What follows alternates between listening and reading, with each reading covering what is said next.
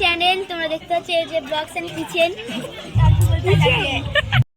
তো সবাই বলো ওর মুখে ইন্ট্রোটা শুনে তোমাদের কেমন লাগলো। আমি যখন ক্যামেরাটা ওপেন করেছি সবাইকে বলছিলাম একটা হাই করো, তাই সবাই হাই করছিল।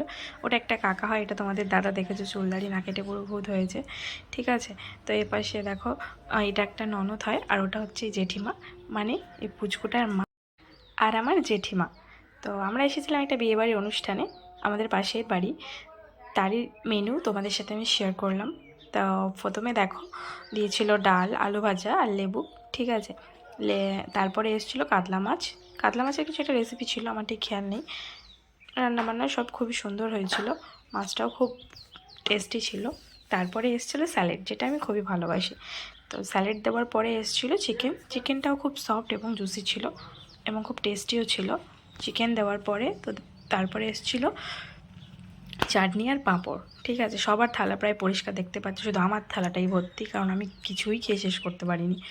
তো প্লিজ ইগনোর করো একটু। যাই হোক, তারপরে এসেছিলো দই। দই আমি এমনি পছন্দ করি না, আর মিষ্টিটাও খাই না, যেটা সত্যি কথা। কিন্তু মিষ্টিটা আমি নিয়েছিলাম কেমন খেতে সেটা টেস্ট করার জন্য।